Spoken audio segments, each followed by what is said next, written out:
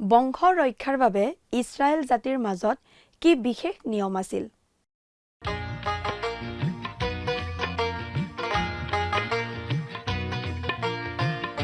আজিৰে পবিত্ৰ ক্ষণতে উজ্বলি উঠা খ্ৰীষ্টৰ জ্যোতি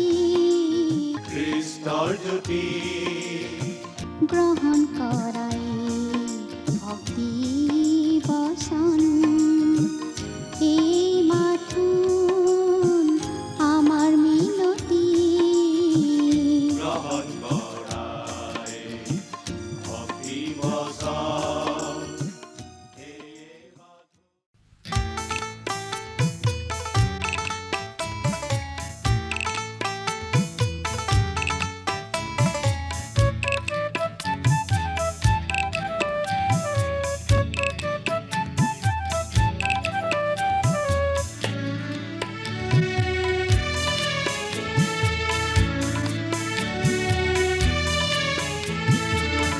জাগা হে বন্ধু কলা ঘুমতিৰি শুই থাকোঁতেই বেলি লহিয়াই আৰু নকৰা দেৰি। জাগা হে বন্ধু কলা ঘুমতিৰি শুই থাকোঁতেই বেলি লহিয়াই আৰু নকৰা দেৰি। পুনহে আজি শুভ বাতৰি হৃদয় শান্ত কৰা, সৰগৰ দুৱাৰ হ'ল মুকলি দুনয়ন ভৰি চোৱাৰ। পুনহে আজি শুভ বাতৰি হৃদয় জয় জয়তে আমাৰ দৰ্শকসকললৈ মহান ত্ৰাণকৰ্তা প্ৰভু যীশুৰ নামত নমস্কাৰ জনাইছোঁ। এই ভক্তিবচন অনুষ্ঠানৰ যোগেৰে আপোনালোকক লগ পাই নথৈ আনন্দিত হৈছোঁ। এই ভক্তিবচন অনুষ্ঠান হৈছে ধাৰাবাহিক বাইবেল অধ্যয়নৰ অসমীয়া অনুষ্ঠান। গোটেই বাইবেল শাস্ত্ৰখনে আমি ইয়াত অধ্যয়ন কৰিম।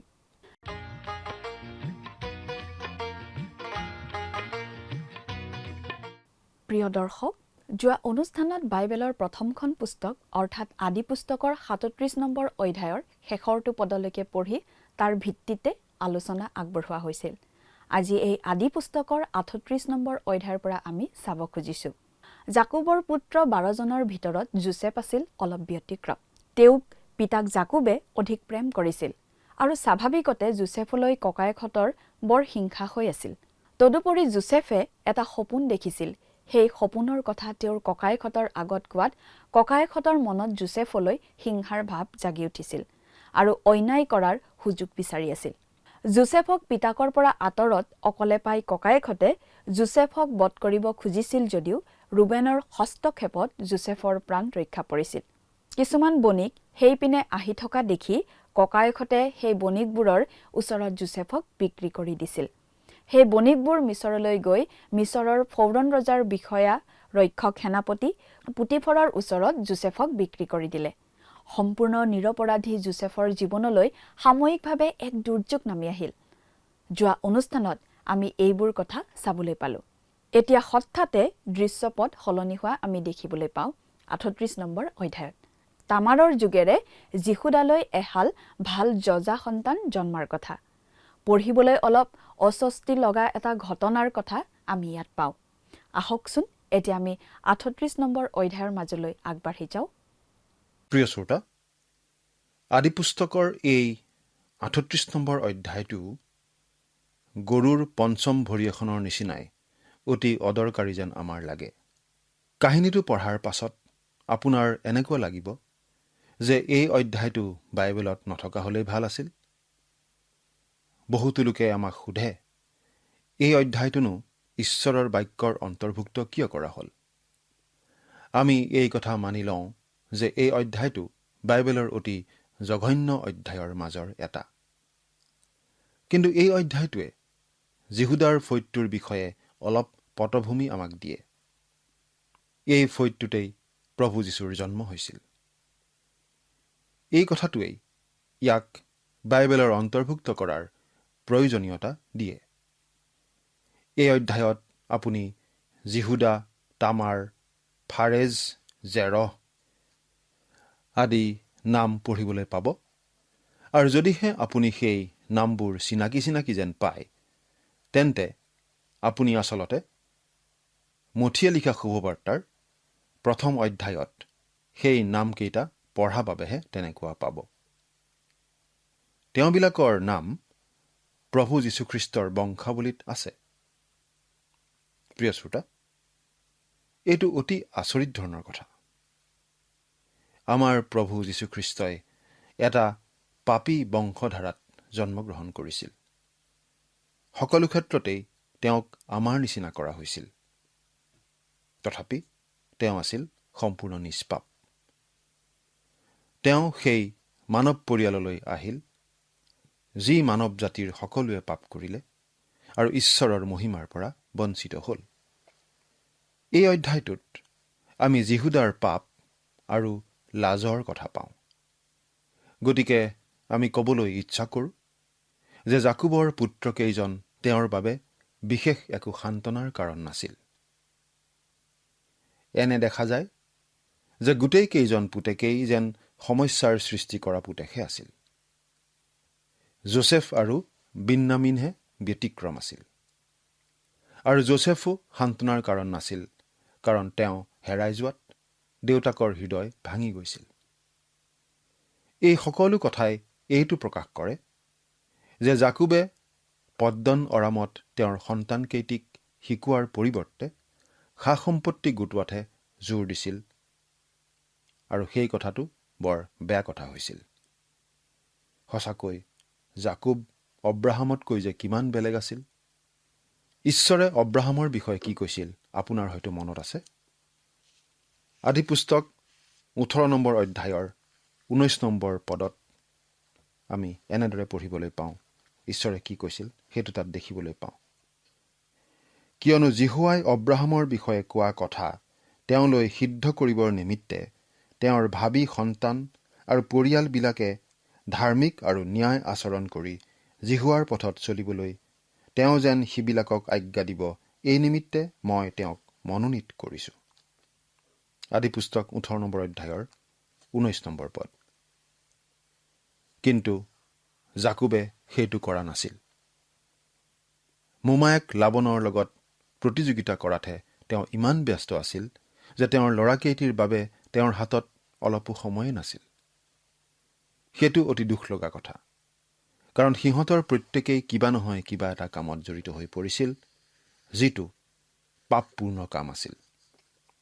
প্ৰিয় শ্ৰোতা, আমি বিশ্বাস কৰোঁ এই ঠাইত ঈশ্বৰৰ বাক্যত এই অধ্যায়টো অন্তৰ্ভুক্ত কৰাৰ আৰু এটা কাৰণ আছে। ইয়াৰ পাছৰ অধ্যায়টোৰ পৰাই আমি যোচেফৰ সৈতে মিছৰ দেশ পামগৈ। ঈশ্বৰে যোচেফক আগতেই মিছৰ দেশলৈ পঠিয়াইছে, কাৰণ তেওঁ তেওঁৰ জীৱনত ঘটা ঘটনাবোৰৰ মাজত ইছৰাইলৰ সন্তানবোৰ মিছৰলৈ যোৱাৰ বাবে বাট প্ৰস্তুতকৰণৰ কথাটো দেখা পাইছিল। অৰ্থাৎ যোচেফক আচলতে ঈশ্বৰেই মিছৰ দেশলৈ আগতে পঠিয়াইছিল, যাতে ইছৰাইলৰ বাকী সন্তানবোৰ মিছৰলৈ যাব পাৰে। কাৰণ এইদৰে তেওঁলোক কনানত হোৱা আকালৰ পৰা ৰক্ষা পৰিব। কিন্তু তাতোকৈ প্ৰয়োজনীয় কথা এইয়ে যে ইয়াৰ দ্বাৰা তেওঁলোক ঘিনলগীয়া কনানীয়াবিলাকৰ পৰা দূৰ হৈ মিছৰত গোচেন অঞ্চলত অকলে থাকিবলৈ পাব, কুপ্ৰভাৱৰ পৰা আঁতৰত থাকিবলৈ পাব। যদিহে জাকুবে তেওঁৰ পৰিয়ালবৰ্গৰ সৈতে কনানতেই থাকি গ'লহেঁতেন, তেনেহ'লে তেওঁলোক কনানীয়াবিলাকৰ নিচিনা অধঃপতিত অৱস্থালৈ নামি গ'লহেঁতেন। আমাৰ আগত থকা এই অধ্যায়টোৱে আমাক দেখুৱাই দিছে জাকুবৰ পৰিয়ালক কনানীয়াবিলাকৰ কুপ্ৰভাৱৰ পৰা আঁতৰাই নিয়াৰ প্ৰয়োজনীয়তাৰ কথা। এয়া জিহুদাৰ কাহিনী। তেওঁৰ বংশটোৱেই ইছৰাইলৰ ফৈদবিলাকৰ মাজত ৰজাৰ বংশ হ'ব। সেই জিহুদাৰ ফৈদৰ কাহিনী পাঠ কৰি দিম। আদিপুস্তক 38 নম্বৰ অধ্যায়ৰ 1 আৰু 2 নম্বৰ পদ। সেই কালত জিহুদাই তেওঁৰ ভায়েক ককায়েকবিলাকৰ লগৰ পৰা নামি গৈ অদুল্লমীয়া হীৰা নামেৰে এজন মানুহৰ তাত সোমালগৈ। সেই ঠাইতে যীহুদাই চোৱা নামেৰে কোনো কণানীয়া মানুহৰ এজনী ছোৱালী দেখি তাইক বিয়া কৰি তাইক গমন কৰিলে। তেওঁ এজন অদুল্লমীয়াৰ লগত ব্যৱসায় কৰিবলৈ গৈছিল আৰু তালৈ গৈ তেওঁ এগৰাকী কণানীয়া তিৰোতা দেখিলে আৰু সেই মহিলাৰ সৈতে তেওঁৰ লেটিপেটি হ'ল। 3 নম্বৰ পদ। তাতে তাই গৰ্ভৱতী হৈ এটি পুত্ৰ প্ৰসৱ কৰিলে আৰু তেওঁ তাৰ নাম এৰ ৰাখিলে। যীহুদাই তাৰ নাম ৰাখিলে এৰা। যীহুদাই আচলতে পাপ কৰিছিল। 4-6 নম্বৰ পদ। পাছে পুনৰাই তাই গৰ্ভৱতী হৈ এটি পুত্ৰ প্ৰসৱ কৰি তাৰ নাম উনন ৰাখিলে। পুনৰাই তাই গৰ্ভৱতী হৈ এটি পুত্ৰ প্ৰসৱ কৰি তাৰ নাম চেলা ৰাখিলে। তাই তাক প্ৰসৱ কৰা সময়ত যীহুদা কজিবত আছিল। পাছে যীহুদাই তামাৰ নামেৰে এজনী ছোৱালী আনি তেওঁৰ জ্যেষ্ঠ পুত্ৰ এৰৰ লগত বিয়া দিলে। এয়া আমি তামাৰৰ কথা প্ৰথমবাৰৰ বাবে পালোঁ। তাই এনেদৰে খ্ৰীষ্টৰ বংশাৱলীত স্থান লাভ কৰিলে। এতিয়া এই পৰিয়াললৈ চাওকচোন, পৰিয়ালটো কেনে পাপেৰে ভৰা। 7-10 নম্বৰ পদ। কিন্তু যীহুদাৰ জ্যেষ্ঠ পুত্ৰ জিহুৱাৰ দৃষ্টিত দুষ্ট হোৱাত জিহুৱাই তাক বিনষ্ট কৰিলে। তাতে যীহুদাই উননক ক'লে, তুমি নিজ ককায়েৰাৰ তিৰোতাত গমন কৰা আৰু তাইলৈ তুমি দেওৰেকে কৰিবলগীয়া কাৰ্য সাধন কৰি তোমাৰ ককায়েৰাৰ বংশ উৎপন্ন কৰা। তাৰ পাছত 9 আৰু 10 নম্বৰ পদ পঢ়িলে আমি দেখিবলৈ পাওঁ যে উননে দেউতাকৰ কথামতে কাম কৰা নাছিল, কাৰণ যি বংশ হ'ব সেই বংশ তাৰ নিজৰ নহয় বুলি সি জানিছিল। এই কথাটোৱে আমাক বৰ্তমান কালৰ কথা মনত পেলাই দিয়ে, কাৰণ আজিৰ যুগতো যৌনতাৰ ওপৰত ইমান গুৰুত্ব দিয়া হয়। 11 নম্বৰ পদ। তেতিয়া যীহুদাই নিজৰ পু-বোৱাৰী তামাৰক ক'লে, মোৰ পুত্ৰ চেলা ডাঙৰ নোহোৱালৈকে তুমি তোমাৰ বাপেৰাৰ ঘৰত বিধৱা হৈয়ে থাকাগৈ। কিয়নো তেওঁ ভাবিলে যে কিজানি ককায়েকহঁতৰ দৰে ইও মৰে। তাতে তামাৰ গৈ তাইৰ বাপেকৰ ঘৰত থাকিল। সেই সময়ত এনে নিয়ম আছিল যে যেতিয়া কোনো মানুহৰ মৃত্যু হয় তেতিয়া তেওঁৰ বিধৱা ভাৰ্যাক ভায়েকে বিয়া কৰাব লাগিছিল। উননে সেইটো কৰিবলৈ অমান্তি হৈছিল, গতিকে তেওঁ শাস্তিস্বৰূপে মৃত্যু লাভ কৰিছিল। যীহুদাৰ আন এজন পুত্ৰ আছিল চেলা। ডাঙৰ হ'ব ধৰিছিল, কিন্তু বিবাহৰ যোগ্য বয়স হোৱা নাছিল। গতিকে যীহুদাই বোৱাৰীয়েক তামাৰক সেই সময়ৰ প্ৰথমতে দেউতাকৰ ঘৰলৈ যাবলৈ কৈছিল, সৰু পুতেকজন বিবাহৰ বয়স নোপোৱা পৰ্যন্ত। 12 আৰু 13 নম্বৰ পদ। পাছে কালক্ৰমে চোৱাৰ জীয়েক যীহুদাৰ তিৰোতা মৰিল, আৰু যীহুদাৰ শোকৰ দিন গলত তেওঁ তেওঁৰ বন্ধু অদুল্লমীয়া হীৰাই সৈতে তিমনালৈ তেওঁৰ মেৰৰ নোম কটাবোৰৰ ওচৰলৈ গ'ল। তেতিয়া তামাৰৰ আগত কোৱা হ'ল, বোলে চোৱা, তোমাৰ শহুৰেৰাই নিজৰ মেৰৰ নোম কটাবলৈ তিমনালৈ যাবলৈ ধৰিছে। আমাৰ এনে ভাৱ হয় যে যীহুদাই এই যি বন্দোবস্ত কৰিছিল হীৰা নামৰ অদুল্লমীয়াগৰাকীৰ লগত দেখা কৰাৰ, সেইটো মেৰৰ সৈতে জড়িত আছিল। তেওঁলোকে মেৰ পালন কৰিছিল আৰু নিশ্চয় বহুতো মেৰ তেওঁলোকৰ আছিল। যীহুদাই সেইবোৰৰ নোম কাটিবৰ কাৰণেই তালৈ গৈছিল। ইমান দিনে তামাৰে ঘৰত অপেক্ষা কৰিয়েই আছিল। তাই এই সিদ্ধান্তলৈ আহিছিল যে যীহুদাই চেলাক তাইৰ স্বামী হ'বলৈ নিদিয়ে। 14 নম্বৰ পদ। তাতে তামাৰে বিধৱা বস্ত্ৰ সলুকাই থৈ উৰণিৰে মুখ ঢাকি ছদ্মবেশ ধৰি তিমনালৈ যোৱা বাটৰ ওচৰত থকা ঐনইমৰ দুৱাৰমুখত বহি থাকিলগৈ, কিয়নো তাই দেখিলে যে চেলা ডাঙৰ হলতো তাৰে সৈতে তাইক বিয়া নিদিলে। চেলা আছিল যীহুদাৰ তৃতীয় পুত্ৰ। তামাৰে দেখিছিল যে যীহুদাই তাইক চেলাৰ পত্নী কৰিব খোজা নাছিল, গতিকে তাই কামত লাগি গৈছিল। তাই তাইৰ বিধৱাৰ পোছাক সুলুকাই ৰাস্তাৰ দাঁতিত নিজৰ মুখ ঢাকি বহিছিল। সেই সময়ৰ নিয়ম মতে এগৰাকী বেশ্যাৰ নিচিনাকৈ। 16 নম্বৰ পদ। তাতে তেওঁ বাটৰ দাঁতিলৈ তাইৰ ওচৰলৈ গৈ তাইক নিজ পু বোৱাৰীয়েক বুলি নেজানি তাইক ক'লে, আহা, মই তোমাক গমন কৰোঁ।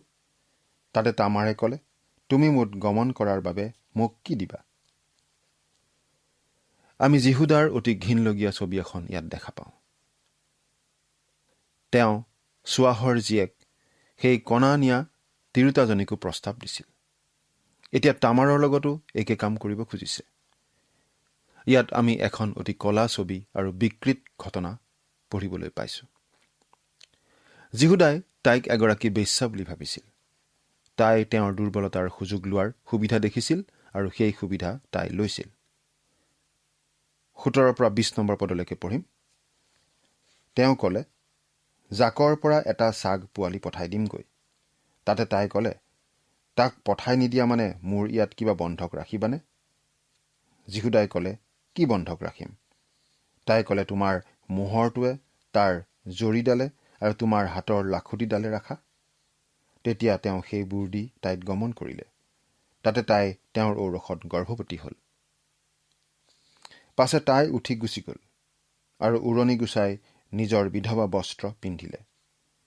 তাৰ পাছত যীহুদাই সেই তিৰোতাৰ হাতৰ পৰা বন্ধক মোকোলাই নিবলৈ তেওঁৰ বন্ধু অদুল্লমিয়াৰ হাতত ছাগ পোৱালিটো পঠাই দিলে, কিন্তু সি আহি তাইক নেপালে। যীহুদাই তেওঁৰ বন্ধুজনক চহৰলৈ পঠিয়ালে আৰু তেওঁ কৈছিল, মই ইয়াত থকা বেশ্যাজনী বিচাৰিছোঁ। 21 পৰা 24 নম্বৰ পদ। তাতে সি তাই থকা ঠাইৰ মানুহবোৰক সুধিলে, ঐনৈমত বাটৰ ওচৰত যি বেশ্যা আছিল তাই ক'ত? সিবিলাকে ক'লে, ইয়াত কোনো বেশ্যা নাই। পাছে সি যীহুদাৰ ওচৰলৈ উভতি গৈ ক'লে, মই তাইক নেপালোঁ, আৰু সেই ঠাইৰ মানুহেও ক'লে, ইয়াত কোনো বেশ্যা নাই। তেতিয়া যীহুদাই ক'লে, তাইৰ হাতত যি আছে তাকে তাই লওক।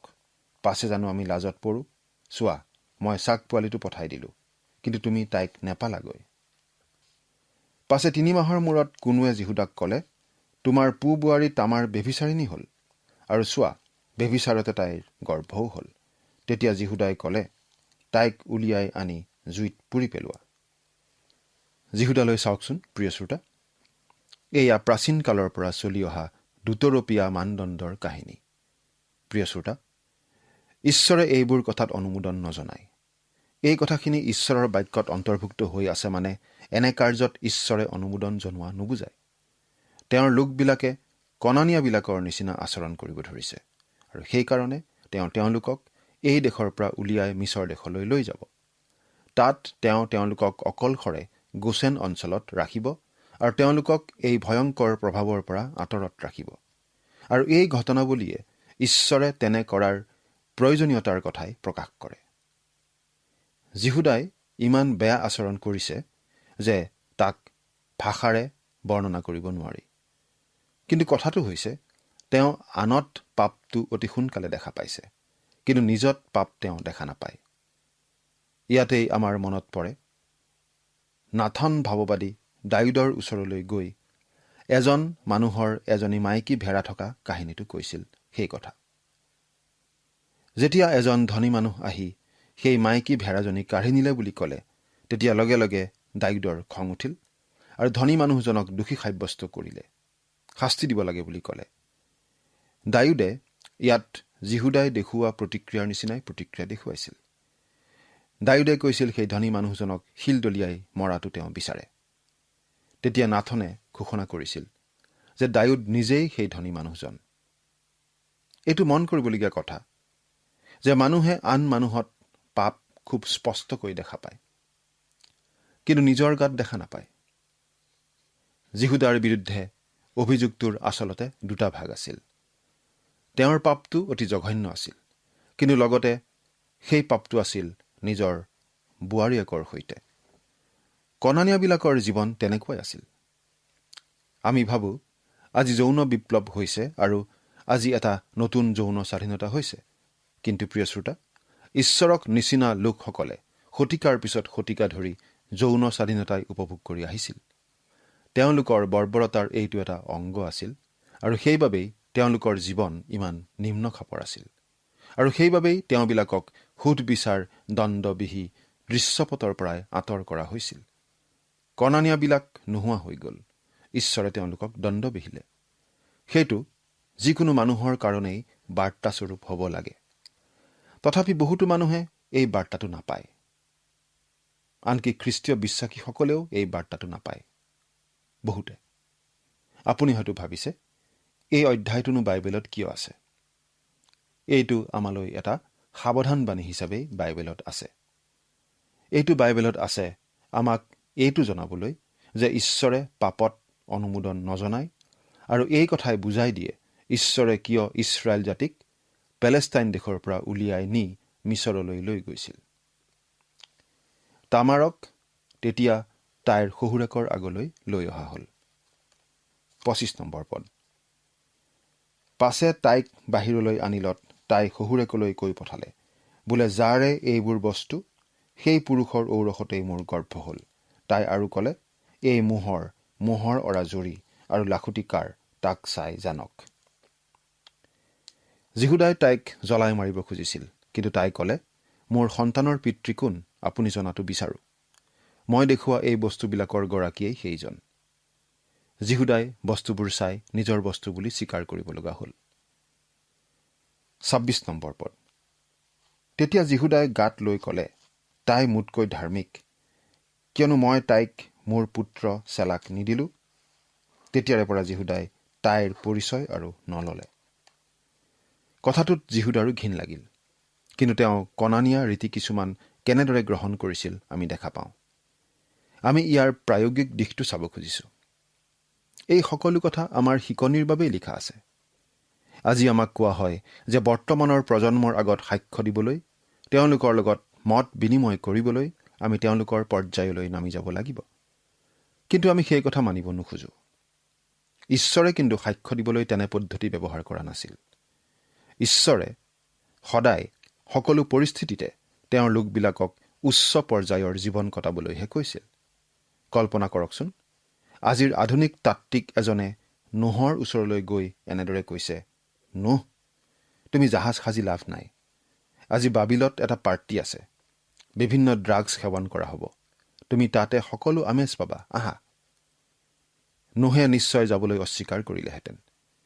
তেতিয়া আধুনিক তাত্ত্বিকজনে হয়তো ক'লেহেঁতেন, আপুনি যদি সিহঁতৰ পৰ্যায়লৈ নামি নাযায়, তেনেহ'লে সিহঁতক কথাবোৰ কেনেদৰে বুজাব? কিন্তু কথাটো হৈছে, ঈশ্বৰে নোহক কথা বুজাব কোৱা নাছিল, তেওঁৰ বাৰ্তাটো জনাবলৈহে কৈছিল। আজিও ঈশ্বৰে আমাক এইটোকেই কৰিব কৈছে।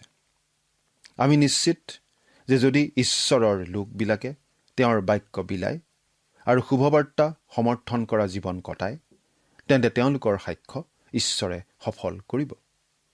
আজি বহুতো পালকে মানুহ হেৰুৱাবলৈ ইমান ভয় কৰে যে তেওঁলোকে মানুহক গীৰ্জালৈ আকৰ্ষণ কৰিবলৈ যিকোনো কাম কৰে, আৰু তেনে অনেকেই সমস্যাতো পৰিছে। কিন্তু ঈশ্বৰে আমাক কেতিয়াও আপোচ কৰিবলৈ কোৱা নাই। ঈশ্বৰে আমাক কেৱল ঈশ্বৰৰ বাক্য বিলাই দিবলৈহে কৈছে, লাগিলে শ্ৰোতা যিমানেই নহওক কিয়। এজন বিখ্যাত পণ্ডিতে এঠাইত বক্তৃতা দিবলৈ গৈছিল। প্ৰথম নিশা বৰষুণৰ বতৰ আছিল বাবে খুব কম মানুহ আহিছিল।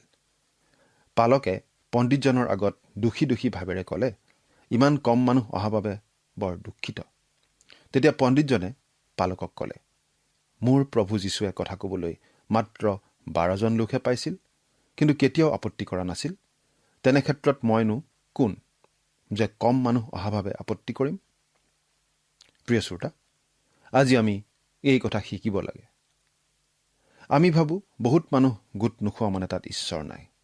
হয়তো ঈশ্বৰে আমাক কম সংখ্যক মানুহৰ আগতেই সাক্ষ্য দিবলৈকে মাতিছে। কিন্তু আমি যদি ঈশ্বৰৰ বাক্য বিলাই থাকোঁ, তাৰ প্ৰভাৱ পৰিবই। প্ৰিয় শ্ৰোতা, ঈশ্বৰৰ বাক্য শক্তিশালী, আৰু এই বাক্য দিবলৈ ঈশ্বৰে পৰিষ্কাৰ পাত্ৰ বিচাৰি আছে। আপোনাৰ তেনে পাত্ৰ হ'বলৈ মন যায়নে? যীহুদাই নিজকে কণানীয়াবিলাকৰ পৰ্যায়লৈ নমাই দিছিল, আৰু ফল কি হৈছিল মন কৰক। 27 পৰা 23 নম্বৰ পদ। পাছে তাইৰ প্ৰসৱৰ কাল হলত চোৱা, তাইৰ গৰ্ভত এহাল যজা ল'ৰা, তাই প্ৰসৱ কৰোঁতে এটা ল'ৰাই হাত বাহিৰ কৰিলে। তেতিয়া ধাত্ৰীয়ে এডাল ৰঙা সূতা লৈ তাৰ সেই হাতত বান্ধি ক'লে, এইটি প্ৰথমে বাহিৰ হৈছে। কিন্তু সি নিজৰ হাত সুমুৱাই নিলত তাৰ ভায়েক বাহিৰ হ'ল। তাতে ধাত্ৰীয়ে ক'লে, তুমি কেলেই নিজৰ নিমিত্তে ভেদ কৰি আহিলা? এই হেতুকে তাৰ নাম পেৰছ বা ভেদ ৰখা হ'ল। পাছে হাতত ৰঙা সূতা বন্ধা তাৰ ভায়েক বাহিৰ হ'লত তাৰ নাম জেৰহ ৰাখিলে। আমি যদি নতুন নিয়মৰ পাত লুটিয়াওঁ তেনেহ'লে মঠি 1ম অধ্যায়ত প্ৰভু যীশুখ্ৰীষ্টৰ বংশাৱলী পাওঁ। আৰু এইটো অতি আচৰিত যেন লাগে যে আমাৰ প্ৰভু যীশুখ্ৰীষ্ট মাংসিক দিশৰ পৰা যিহুদা আৰু তামাৰৰ বংশৰ যোগেদি আহিল। তেওঁ যেতিয়া মানুহ হিচাপে আহিছিল, তেওঁ এটা পাপপূৰ্ণ বংশধাৰাৰেই আহিল। তেওঁক আমাৰ বাবে পাপস্বৰূপ কৰা হ'ল। যিজনাই পাপ জনা নাছিল, তেওঁক আমাৰ বাবে পাপস্বৰূপ কৰা হ'ল, যাতে আমাক তেওঁত ঈশ্বৰীয় ধাৰ্মিকতা কৰা হয়। প্ৰভু যীশুক বিশ্বাস কৰি আমি আমাৰ সকলো পাপৰ পৰা ক্ষমা লাভ কৰোঁ আৰু ঈশ্বৰীয় ধাৰ্মিকতা লাভ কৰোঁ আৰু ঈশ্বৰৰ দৃষ্টিত গ্ৰহণীয় হওঁ আৰু স্বৰ্গলৈ যোৱাৰ উপযুক্ত হৈ পৰোঁ। সেই সুবিধা আপুনি বাৰু গ্ৰহণ কৰিছেনে? ঈশ্বৰে আপোনাক আশীৰ্বাদ কৰক। আমেন।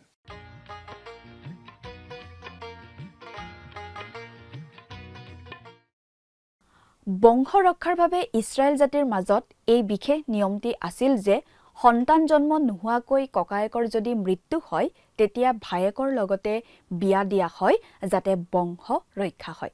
যিহুদাৰ ডাঙৰ পুতেকৰ মৃত্যুৰ পাছত বোৱাৰীয়েক তামাৰৰ প্ৰতি দায়িত্ব পালন নকৰাৰ বাবে দ্বিতীয় পুত্ৰ ওননে ঈশ্বৰৰ পৰা দণ্ড পাই মৃত্যুবৰণ কৰিব লগা হয়। যিহুদাৰ সৰু পুত্ৰ চেলাহে অৱশিষ্ট থাকিল আৰু প্ৰচলিত নিয়ম মতে চেলাৰো বিয়া কৰাই দিয়া যিহুদাৰ দায়িত্ব আছিল।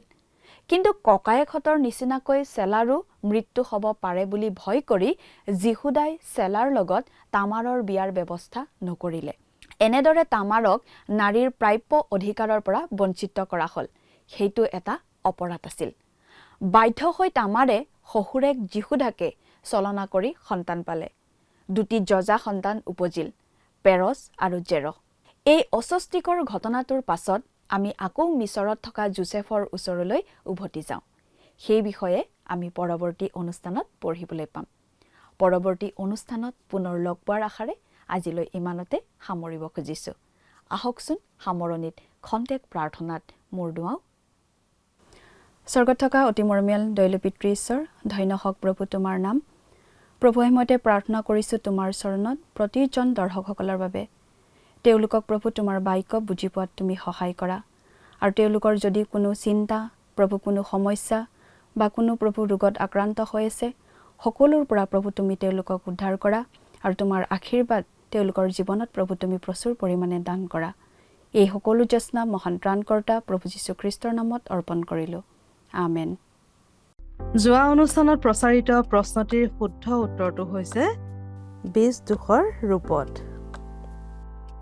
আজিৰ অনুষ্ঠানৰ ওপৰত আধাৰিত প্ৰশ্নটি হৈছে ইছৰাইলৰ কোনটো ফৈদত প্ৰভু যীশুৰ জন্ম হৈছিল? Option A Reuben, option B Gad, option C মনচি, অপশ্যন ডি যিহুদা। প্ৰিয় দৰ্শক, আজিৰ প্ৰশ্নৰ সঠিক উত্তৰটো আজি সন্ধিয়া 6 বজাৰ আগেয়ে আপোনাৰ নাম আৰু ঠিকনাৰে সৈতে আমালৈ 7429840242 নম্বৰত SMS নাইবা হোৱাটছআপৰ যোগে প্ৰেৰণ কৰক। প্ৰিয় দৰ্শক, আপুনি যদি আমাৰ এই অনুষ্ঠানৰ যোগেদি আশীৰ্বাদপ্ৰাপ্ত হৈছে আৰু আমাৰ লগত কথা পাতিবলৈ বিচাৰিছে বা আপোনাক প্ৰাৰ্থনাৰ সহায় পৰামৰ্শ লাগে, তেন্তে আমালৈ 7429840242 এই নম্বৰত পোনপটীয়াকৈ ফোন কৰিব পাৰিব। ধন্যবাদ।